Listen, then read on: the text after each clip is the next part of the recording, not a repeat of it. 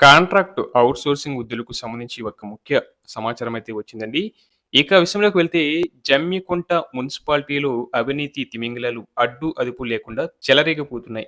చెమటోడ్చి నగరాన్ని శుభ్రం చేసి పరిశుద్ధ కార్మికుల నోటికాడ కూడను కాంట్రాక్ట్ ఉద్యోగులు పిండుకుంటున్నారు. ప్రభుత్వ నిబంధనల ప్రకారం పెరగాల్సిన జీతాల పెంపును తమకు కాసుల వర్షం కురిపించే వనరుగా మార్చుకున్నారు. జీతం పెరగాలంటే తమ జేబులు నింపాల్సిందేనని హుకుం జారీ చేస్తున్న వైనం ఇప్పుడు స్థానికంగా పెను సంచలనంగా మారింది.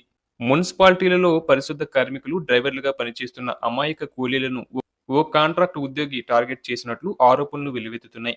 మీకు జీతం పెరగాలన్నా, రేపొద్దున ఉద్యోగం ఉండాలన్నా నేను చెప్పినంత ఇచ్చుకోవాలి అంటూ ఒక్కో ఉద్యోగి వద్ద ఏకంగా 80,000 డిమాండ్ చేసినట్లు బాధితులు వాపోతున్నారు. డిమాండ్ చేసినంత ఇచ్చుకున్న వారికి జీతాల పెంపు వర్తింపచేసి కేవలం 50,000 మాత్రమే ఇచ్చిన వారికి మొండి చేయి చూపినట్లు తెలుస్తుంది.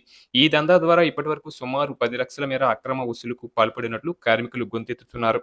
ఈ కాంట్రాక్ట్ ఉద్యోగిపై గతంలోనే భారీగా అవినీతి ఆరోపణలు వచ్చాయి. దీనిపై గతంలోనే ఏసీబీ, విజిలెన్స్ అధికారులు విచారణ జరిపి అక్రమాలు జరిగినట్లు నిర్ధారించినట్లు సమాచారం.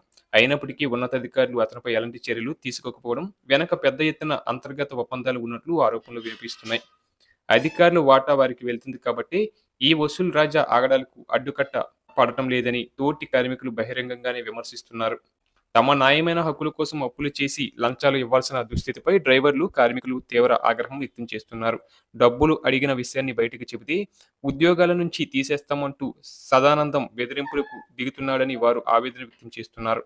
రాత్రింబవళ్లు కష్టపడి మా పొట్ట కొడుతున్న ఈ అవినీతి తిమింగలాలపై చర్యలు ఎప్పుడు అంటూ వారు ప్రశ్నిస్తున్నారు. మున్సిపల్ వ్యవస్థలో వేళ్లనుకున్న ఈ అవినీతి నెట్వర్క్ పై జిల్లా కలెక్టర్, ఉన్నతాధికారులు తక్షణమే స్పందించి విచారణ చేపట్టాలని స్థానికులు కోరుతున్నారు. దోచుకున్న సొమ్మును వెనక్కి ఇప్పించడంతో పాటు ఆ కాంట్రాక్ట్ ఉద్యోగి, అవినీతి ఉద్యోగులను విధుల్లో నుంచి తొలగించాలని డిమాండ్ చేస్తున్నారు. లేని పక్షంలో మున్సిపల్ కార్యాలయాన్ని ముట్టడిస్తామని కార్మిక సంఘాలు హెచ్చరిస్తున్నాయి.